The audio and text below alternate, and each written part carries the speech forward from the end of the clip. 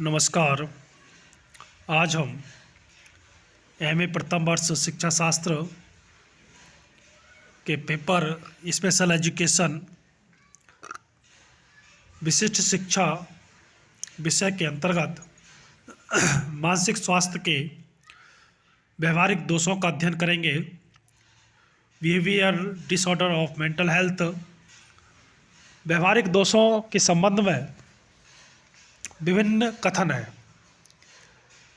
Freud ने कहा कि अंदर के संघर्ष और दमन इसके कारण होते हैं। फ्रायड का संकेत काम वासना की ओर था।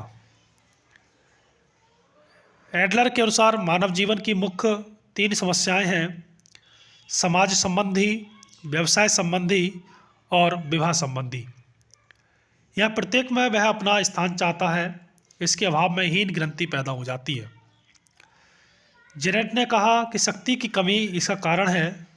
जुंग महोदय ने कहा कि जब हमारी स्वाभाविक इच्छाएं व वातावरण में सामंजस्य नहीं हो पाता तो व्यवहारिक विकार उत्पन्न हो जाते हैं। सामान्यतः मानसिक रोगियों की 2 श्रेणियां होती हैं, जिसमें सबसे पहले आता है मनोदौर्बल्य रोग या साइको न्यूरोसिस, और दूसरा हम मान सकते हैं आता है मनोविक्षेप रोग, साइकोसिस। तीनों रोगों के अंतर्गत कई रोग आते हैं। सबसे पहले हम जानते हैं कि मनोदौर्बल्य रोग साइकोन्यूरोसिस में कौन कौन से रोग आते हैं। मनोदौर्बल्य रोग साधारण है और इसका उपचार भी सरल है। मनोविक्षेप रोग गंभीर है और इसका उपचार भी कठिन है। मनोविक्षेप में रोगी का व्यवहार अन्य जनों के प्रति नित्य बदलता रहता है। मनोदौर्बल्य में ऐसा नहीं होता। मनोविक्षेप में रोगी को किसी बात को परखने या समझने की बुद्धि शेष नहीं रहती, जबकि मनोदौर्बल्य में उसे पूरी समझ रहती है। मनोविक्षेप में रोगी को समय, स्थान और अपने व्यक्तित्व का ध्यान नहीं रहता, जबकि दूसरे रोग में रहता है। उन्माद या हिस्टीरिया में रोगी कभी कभी अपने व्यक्तित्व को भूल जाता है। मनोविक्षेप में रोगी को भ्रम और भ्रांति, जिसको हम हेलुसिनेशंस, विशेषकर होती है और रोगी बाह्य जगत से बहुत कम मतलब रखते हैं, जबकि दूसरे रोगी में रोगी को बाह्य जगत का संपर्क बना रहता है। दोनों प्रकार की श्रेणी में कई प्रकार के रोग होते हैं।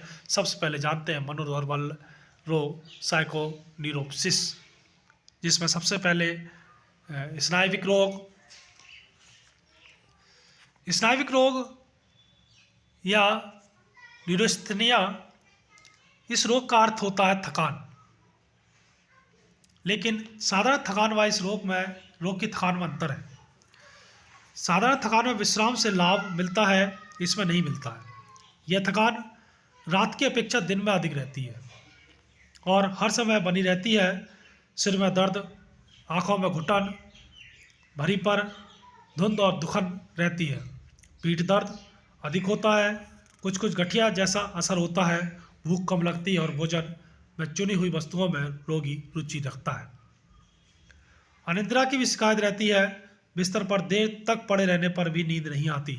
नींद में बेचैनी रहती है। 1-2 घंटे सोने के बाद आँख खुल जाती है, फिर नींद आना कठिन होता है। नींद बार बार लगती है और खुलती है। अस्थिर मन, बाणिक संवेग, चिंता इस रोग के अन्य लक्षण हैं। रोगी का स्वभाव चिड़चिड़ा हो जाता है। प्रकाश कोलाहल से वह जल्दी प्रभावित हो जाता है। रेडियो सहन नहीं होता। कोई धीरे से भी द्वार खोले तो ये चौंक पड़ते हैं। सूर्य की चौक व तीव्र प्रकाश की सदा इन्हें शिकायत रहती है। ये रोग अधिकतर अंतर्मुखी लोगों को होता है। निर्देशन और साचर विधि इस रोग के निदान के उपयुक्त है। दूसरा आता है अल्पना गृह रोग, ओवेसेंसन। इस रोग का लक्षण विलक्षण कल्पनाओं का प्रभावित होना है।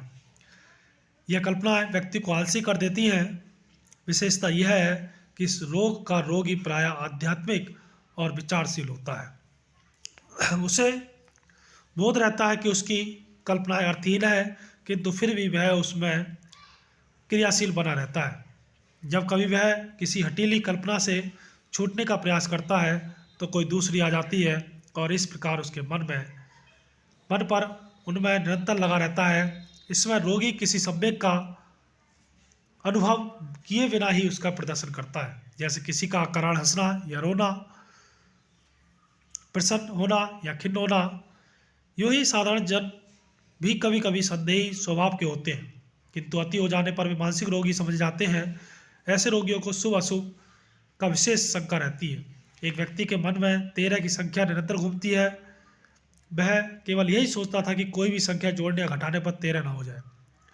किसी कमरे में मेज कुर्सी मिलाकर यदि 13 निकलती है तो वह एक को हटा देगा।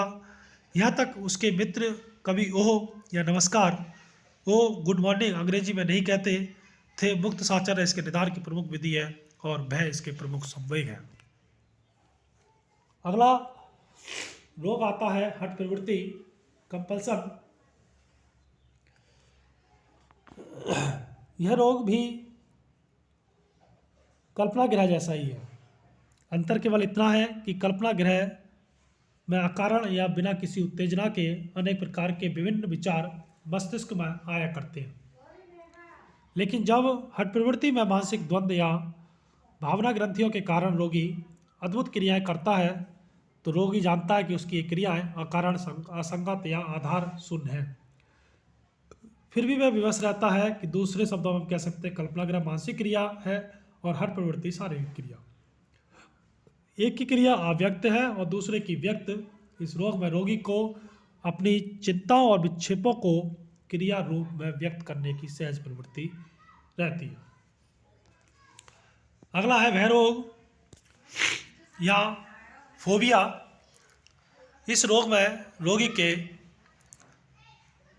कम में कुछ विषय वस्तुओं के अकारण भय रहता है। इसमें रोगी को खुली जगह नहीं पार करने, पहाड़ चढ़ने, सूनी अंधेरी स्थानों से भय लगता है। भय रोगी के व्यक्ति का एक हिस्सा बन जाता है। रोगी को यह ज्ञात रहता है कि उसका भय हास्यास्पद है, फिर भी वह भय पर रोक नहीं लगा पाता। इस रोग का मुख्य कारण मूल में अहम भाव है। यह भय अतीत की घटनाओं का से संबंध रखता है। मुक्त साचर्य व सम्मोहन विधि इस विधि के उपचार में काम में लाई जा सकती हैं। अगला है चिंता रोग, एंजाइटी न्यूरोसिस। यह भी एक प्रकार का भय ही है, लेकिन फोबिया व चिंता में अंतर यह है कि फोबिया का विषय वर्तमान होता है और चिंता का भविष्य। सभी चिंताएं असाधारण नहीं होती। छात्र की परीक्षा में असफल होने की चिंता स्वाभाविक है। निर्धन की आहार चिंता भी साधारण है, लेकिन उस व्यक्ति की चिंता जो इस प्रकार से सुखी है असाधारण नहीं कही जाएगी। साधारण चिंता परिस्थितियों की कठिनाइयों की प्रतिक्रिया है, जबकि असाधारण चिंता आंतरिक कठिनाइयों की, अर्थात साधारण चिंता अंतर्द्वंद व आत्मसंघर्ष का परिणाम है। यह दो प्रकार की होती है, एक वह जो बिना कारण होती है और दूसरी वह जिसका संबंध स्थूल या मूर्त वस्तुओं से होता है, जैसे माँ की बच्चों के लिए चिंता। स्वास्थ्य की चिंता हाइपोकॉन्ड्रिया की विशेषता है। अपने स्वास्थ्य के बारे में असाधारण रूप से चिंतित रहने के कारण एक सज्जन अपने घर से बाहर ही नहीं निकलते थे। उन्हें डर था कि कहीं डॉक्टर की अनुपस्थिति में उनके हृदय की धड़कन बंद ना हो जाए, इसलिए बाहर जाते समय उनके साथ डॉक्टर अवश्य होता था। इस रोग में रोगी दुखी मलिन रहता है। वह नित्य क्रियाएं बिना किसी कठिनाई के करता है और अव्यवहारिक भी नहीं होता। निदेशन व मुक्त साचर्य विधि का इस रोग के उपचार हेतु प्रयोग किया जाता है, यद्यपि इस रोग के उपचार की कोई आवश्यकता नहीं होती है। आगे है हिस्टीरिया या उन्माद रोग या उन्माद। यह रोग प्राय नव युवतियों में होता है। इसका कारण मानसिक असंतोष है। जेनेट ने उन्माद के लक्षणों का स्थायी और आकस्मिक माना है। इस रोग में शारीरिक और मानसिक दोनों प्रकार के लक्षण देखने को मिलते हैं। शरीर के किसी भाग में लकवा मारना, मांसपेशियां, स्नायु की अकड़न, हंसना, रोना आदि प्रमुख लक्षण होते हैं। इस रोग की 3 अवस्थाएं होती हैं: वायु विकार संबंधी, गैस्ट्रिक नैतिकता संबंधी मॉरल और अनाहार संबंधी इनिशन और इस रोग के उपचार की व्यवस्था मुक्त साचर्य विधि होती है। अब हम बात करते हैं द्वितीय श्रेणी या मनोविक्षेप रोग साइकोसिस के बारे में। इसमें सबसे पहले रोग आता है स्थिर भ्रम रोग प्रोनिया।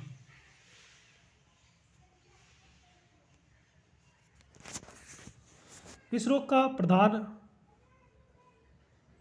लक्षण भ्रम है और यह भ्रम व्यवस्थित होता है। भ्रम एक झूठा विश्वास है। प्राय साधारण व्यक्तियों को भी भ्रम होता है लेकिन उसका कोई आधार नहीं होता। लेकिन जब इस रोग के रोगी को भ्रम आधारहीनता होता है तो भ्रम 3 प्रकार के होते हैं: बहिर्वर्षीय मानसिक, एलोसाइकिक और सोमेटोसाइकिक और ऑटोसाइकिक। इस रोग का उपचार सरल नहीं है, मनोविश्लेषण ही इसके उपचार की श्रेष्ठ विधि है। असामयिक मनोह्रास रोग डेमेंटिया प्रोक्सो। इस रोग को सिजोफ्रेनिया भी कहते हैं। ये रोग 15 से 30 वर्ष के बीच और प्रौढ़ावस्था के प्रारंभ में अधिक होता है। यह रोग पुरुषों में अधिक पाया जाता है और गांव की अपेक्षा नगर के व्यक्तियों में अधिक होता है। इस रोग में रोगी बाह्य वस्तुओं के प्रति उदासीन होता है और उसमें आकांक्षाओं का अभाव होता है। अहम हावी होता है, घंटों बिस्तर एकांत में बैठा विचार मग्न रहता है। गंभीर अवस्था में रोगी केवल बिस्तर पर पड़े पड़े शून्य नेत्रों से दीवारों और आकाश की ओर देखता है। यदि कोई कुछ कहता भी है तो उसका भाव ऐसा रहता है कि मानो उसे सुना ही नहीं पड़ रहा है। रोगी असंबद्ध बातें बोलता है, सम्यक का अनुभव किए बिना ही क्या उठता है, मैं कल घर जाऊंगा। इस रोग में मानसिक ह्रास होता है। ये रोग धीरे धीरे बढ़ता है। ह्रास होते होते रोगी की मानसिक अवस्था एक बच्चे सी हो जाती है। मुक्त साचर्य इसके उपचार की विधि है। अगला आता है इसमें उत्साह विषाद चक्रम मनोदशा रोग, मैनिक डिप्रेसिव साइकोसिस। प्रारंभ में मनोवैज्ञानिकों को विश्वास था कि अत्यधिक प्रसन्न रहना और अत्यधिक उदास रहना 2 भिन्न रोग हैं। क्रैपलिन ने सर्वप्रथम यह अनुभव किया कि मानसिक रोग के 2 विरोधी लक्षण होते हैं। रोगी कभी अत्यधिक प्रसन्न होता है तो कभी अत्यधिक उदास। मुक्त साचर्य इसके उपचार की विधि है। प्रेसी, मैकडूगल और फ्रायड ने इस रोग का कारण वंशानुगत, मूल प्रवृत्ति और अहम माना है। तो ये थे मानसिक स्वास्थ्य के व्यवहारिक दोष। धन्यवाद।